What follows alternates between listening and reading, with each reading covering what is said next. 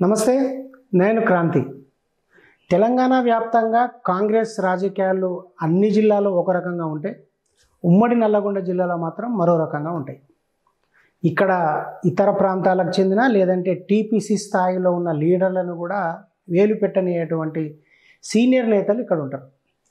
ఒక విధంగా తెలంగాణ కాంగ్రెస్లో ఆధిపత్యం నల్లగొండ జిల్లా కాంగ్రెస్ నాయకులదని చెప్పాలి. ఎందుకంటే ఇక్కడి నుంచి అందరూ కూడా 4 సార్లకు పైబడి ఎమ్మెల్యేలుగా గెలిచిన వాళ్ళు, ఎంపీలుగా పనిచేసిన వాళ్ళు, అదేవిధంగా మంత్రులుగా కూడా పనిచేసినటువంటి సీనియర్ నాయకులు. ఈ పరిస్థితుల్లో ప్రస్తుత టీపీసీసీ చీఫ్, అదేవిధంగా ముఖ్యమంత్రి రేవంత్ రెడ్డి క్రమేణా నల్లగొండ జిల్లా మీద పట్టు సాధించేందుకు పావులు కదుపుతున్నట్టు మనకు అర్థమవుతుంది. ఎందుకంటే లోక్సభ ఎన్నికలు వేదికగా ఆయన ప్రకటించిన 2 అభ్యర్థుల గురించి మనం మాట్లాడుకుంటే, ఆ అభ్యర్థుల్ని ఎంపిక చేసిన వెనుక పరిస్థితుల గురించి మనం కొద్దిగా విశ్లేషించుకుంటే ఖచ్చితంగా ఈ జిల్లా మీద పట్టు సాధించేందుకు రేవంత్ రెడ్డి ప్రయత్నం చేస్తారన్నది మనకు అర్థమవుతుంది. నల్గొండ జిల్లాలో ప్రధానంగా సీనియర్ నాయకులు జానారెడ్డి, దామోదర్ రెడ్డి, ఉత్తమ్ కుమార్ రెడ్డి, అదేవిధంగా కోమటిరెడ్డి వెంకటరెడ్డి, ఆయన సోదరుడు కోమటిరెడ్డి రాజగోపాల్ రెడ్డి, ఇట్లా జిల్లా మొత్తం ఈ 4-5 లీడర్లే మనకు కనిపిస్తారు వాస్తవానికి. ఎందుకంటే ఒక్కొక్క నాయకుడు ఒక 2 నియోజకవర్గాలను తమ గుప్పిట పెట్టుకొని దశాబ్దాలుగా శాసిస్తున్నటువంటి నేతలే. మన దామోదర్ రెడ్డి తుంగతుర్తి నుంచి ఎమ్మెల్యేగా, అదేవిధంగా సూర్యాపేట నుంచి ఎమ్మెల్యేగా 2 నియోజకవర్గాల నుంచి గెలిచి మంత్రిగా కూడా పనిచేసినటువంటి నాయకుడు, సీనియర్ నేత. ఆయన 2023 ఎన్నికల్లో సూర్యాపేట నుంచి టికెట్ ఇచ్చినప్పటికీ కూడా ఓడిపోయారు. కానీ ఆయన ప్రభావం అటు సూర్యాపేట మీద, తుంగతుర్తి మీద ఖచ్చితంగా ఉంటుంది. అంటే పార్టీ ఏ నిర్ణయం తీసుకోవాలన్నా, పార్టీలో ఏ పదవులు ఇవ్వాలన్నా, లేదంటే అసెంబ్లీ ఎన్నికల సమయంలో అభ్యర్థులను ప్రకటించాలన్నా కానీ ఖచ్చితంగా ఆయన నిర్ణయం కీలకంగా ఉంటుంది. పోతే కోదాడ, హుజూర్ నగర్ ఈ 2 నియోజకవర్గాలను దాదాపు 2 దశాబ్దాలుగా, దాదాపు 20 ఏళ్లకు పైనే ఉత్తమ్ కుమార్ రెడ్డి ప్రభావితం చేస్తూ వస్తున్నారు. ఆయన ఉదయపూర్ డిక్లరేషన్ను కూడా కాదని ఆయన తన భార్యకు కోదాడ నుంచి టికెట్ ఇప్పించుకోగలిగారు. ఉదయపూర్ డిక్లరేషన్ ఏం చెప్పింది? ఒకే కుటుంబం నుంచి 2 వ్యక్తులకు టికెట్లు ఉండవని. కానీ కొన్ని మినహాయింపులు ఇచ్చింది. ఆ మినహాయింపులో భాగంగా ఆయన కోదాడ నుంచి తన భార్య పద్మావతి రెడ్డికి, అదేవిధంగా హుజూర్ నగర్ నుంచి తనకు టికెట్ సాధించి 2 కూడా గెలిచారు. ప్లస్ ఆయన ఇప్పుడు ప్రస్తుతం రాష్ట్ర మంత్రివర్గంలో ఇరిగేషన్ శాఖ మంత్రిగా ప్రాతినిధ్యం వహిస్తున్నారు. సో ఈ 2 నియోజకవర్గాలలో ఖచ్చితంగా ఉత్తమ్ కుమార్ రెడ్డి ప్రమేయం లేకుండా, ఆయన అంగీకారం లేకుండా పార్టీ రాష్ట్ర నాయకత్వం ఎలాంటి నిర్ణయాలు తీసుకోలేదు. ఇక మిర్యాలగూడ, అదేవిధంగా నాగార్జున సాగర్ ఈ 2 నియోజకవర్గాలు కూడా సీనియర్ నాయకుడు కుందూరు జానారెడ్డి కంట్రోల్లో ఉంటాయి. ఇక్కడ అభ్యర్థుల్ని ప్రకటించడంలో కానీ, గాల గెలుపుల విషయంలో కానీ, అదేవిధంగా నాగార్జున సాగర్లో టికెట్ ఖరారు విషయంలో కానీ, పార్టీ గెలుపు విషయంలో కానీ ఖచ్చితంగా ఈ 2 నియోజకవర్గాల్ని జానారెడ్డి కంట్రోల్ చేస్తూ ఉంటాడు. అదేవిధంగా మొన్నటి ఎన్నికల్లో 2023 ఎన్నికల్లో ఆయన పక్కకు తప్పుకొని తన 2వ కొడుకు జేవీ రెడ్డికి టికెట్ ఇప్పించారు. కానీ ఇప్పుడు లోక్సభ ఎన్నికల విషయానికి వచ్చేవరకన్నా నల్లగొండ ఎంపీ సీటు కూడా ఆయన పెద్ద కొడుకు రఘువీర్ రెడ్డికే ఇప్పించుకోగలిగారు. ఇక నల్గొండ విషయానికి వస్తే, నల్గొండలో మరో సీనియర్ నాయకుడు, ఇప్పుడు ప్రస్తుతం రాష్ట్ర R&B మినిస్టర్గా ఉన్న కోమటిరెడ్డి వెంకటరెడ్డి, ఒక నకిరేకల్, అదేవిధంగా నల్గొండ ఈ 2 అసెంబ్లీ నియోజకవర్గాలను ఆయన మొదటి నుంచి కంట్రోల్ చేస్తుండు.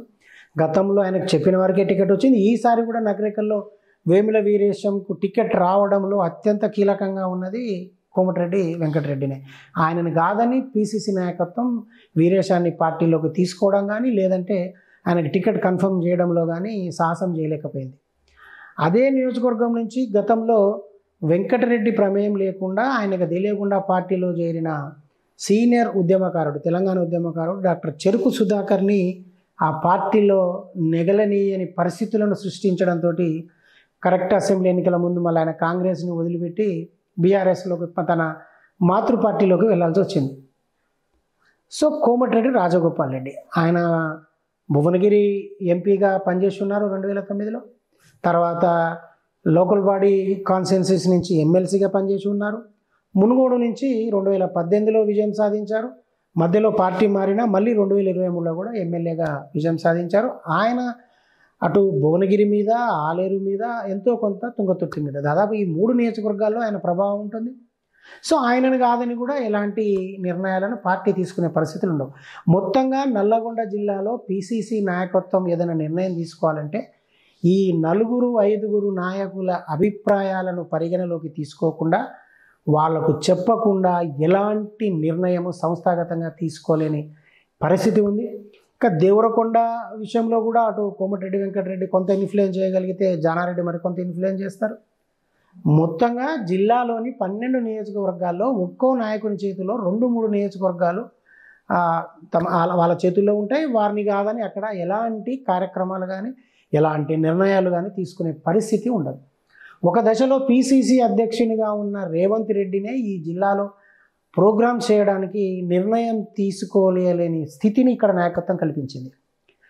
కానీ 2023 డిసెంబర్లో జరిగిన ఎన్నికల్లో కాంగ్రెస్ అధికారంలోకి రావడం, పార్టీ అధినాయకత్వం రేవంత్ రెడ్డిని సీఎంగా ప్రకటించడంతో క్రమేణా ఆయన ఈ జిల్లా మీద పట్టు సాధించే పనిలో ఉన్నట్టు మనకు అర్థమవుతుంది. ఎందుకంటే లోక్సభ ఎన్నికల్లో భువనగిరి లోక్సభ స్థానం నుంచి చామల కిరణ్ కుమార్ రెడ్డి, అదేవిధంగా నల్గొండ లోక్సభ స్థానం నుంచి కుందూరు రఘువీర్ రెడ్డికి టికెట్లు రావడము ఖచ్చితంగా రేవంత్ రెడ్డి యొక్క నిర్ణయంలో భాగంగా తీసుకున్న ఆ నిర్ణయాలని మనకు అర్థమవుతుంది. ఎందుకంటే భువనగిరిలో 2009లో రాజగోపాల్ రెడ్డి ఎంపీగా విజయం సాధించి 5 ఏళ్ళు పనిచేస్తే 2019లో కోమటిరెడ్డి వెంకటరెడ్డి ఎంపీగా విజయం సాధించారు. మొన్నటి వరకు అయినా సిట్టింగ్ ఎంపీ. ఈసారి అక్కడి నుంచి తమ కుటుంబం నుంచే ఎవరినో ఒకరిని పోటీకి పెట్టాలని భావించారు. వాళ్ళు తన కూతురుతో దరఖాస్తు చేయించారు. అదేవిధంగా కోమటిరెడ్డి వెంకటరెడ్డి సోదరుడు మోహన్ రెడ్డి తనయుడు సూర్యపవన్ రెడ్డితో దరఖాస్తు చేయించారు.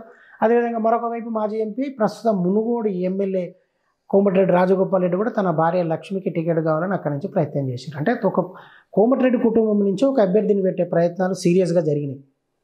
కానీ చివరికి అక్కడ చామల కిరణ్ కుమార్ రెడ్డికి టికెట్ కన్ఫర్మ్ అయింది. చామల కిరణ్ కుమార్ రెడ్డి గతంలో చాలా సంవత్సరాలు కాంగ్రెస్లో పనిచేశాడు. ఇతర రాష్ట్రాల ఇన్ఛార్జీలుగా పనిచేసిన అనుభవం, ఢిల్లీలో సంబంధాలు ఉన్నాయి. కానీ మధ్యలో పార్టీలు మారిన తర్వాత మళ్ళీ కాంగ్రెస్ గూటికి చేరాక పిసిసి అధ్యక్షుడిగా రేవంత్ రెడ్డి నియామకమైన తర్వాత పూర్తిగా ఆయనకు అటాచ్మెంట్లో చామల కిరణ్ ఉన్నారు.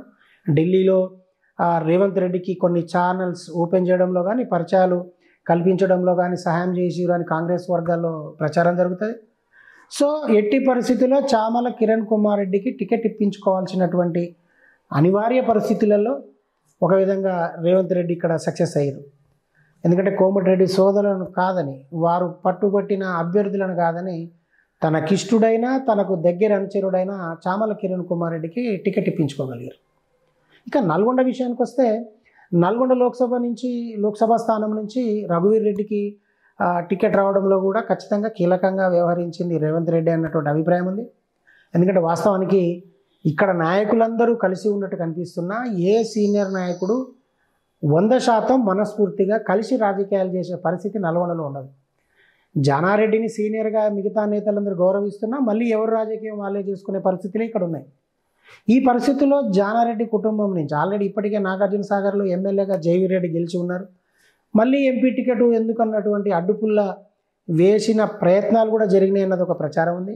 కానీ వీటన్నిటిని అధిగమించి జానారెడ్డి కొడుకు రఘువీర్ రెడ్డికి టికెట్ రావడంలో రేవంత్ రెడ్డి కీలకంగా వ్యవహరించిండు అన్నటువంటి ఒక అభిప్రాయం అయితే బలంగా ఉంది. ఎందుకంటే సీఎం రేవంత్ రెడ్డి, రఘువీర్ రెడ్డి ముందు నుంచి కూడా వారిద్దరి మధ్య స్నేహ సంబంధాలు ఎక్కువగా ఉన్నాయి. సో తనకు దగ్గరి మిత్రుడు, వ్యాపార భాగస్వామి కూడా ఆయన, ఎందుకంటే వాళ్ళిద్దరు కలిసి వ్యాపారాలు చేస్తారు అన్నటువంటి ప్రచారం కూడా ఉంది. సో రఘువీర్కి టికెట్ ఇప్పించుకోవడంలో ఇక్కడ రేవంత్ రెడ్డి సక్సెస్ అయ్యారు. అటు భువనగిరిలో, అదేవిధంగా ఇక్కడ నల్గొండలో తనకు దగ్గరి వ్యక్తులకు, తన దగ్గరి అనుచరులకు, తన మిత్రులకు టికెట్లు ఇప్పించుకొని ఒక విధంగా అటు ఉత్తమ్ కుమార్ రెడ్డి, అదేవిధంగా కోమటిరెడ్డి వెంకటరెడ్డి, మరొక నాయకుడు దామోదర్ రెడ్డి, ఇట్లా పలువురు నాయకులకు ఆయన చెక్కు పెట్టినట్టు మనకు అనిపిస్తుంది. ఎందుకంటే దామోదర్ రెడ్డి కూడా భువనగిరి నుంచి తన కొడుకు సర్వోత్తమ్ రెడ్డికి టికెట్ కావాలని ప్రయత్నం చేశారు. కానీ ఎమ్మెల్యే టికెట్ ఇవ్వడంతో ఆయన కొంత రాజీ పడినట్టు కనిపిస్తుంది. మనకు సూర్యాపేటలో ఆయనకి ఎమ్మెల్యే టికెట్ ఇచ్చినా కానీ ఓడిపోయారు. సో ఆయన కూడా తన తనయునికి టికెట్ కావాలని ప్రయత్నం చేసిన నాయకుడే.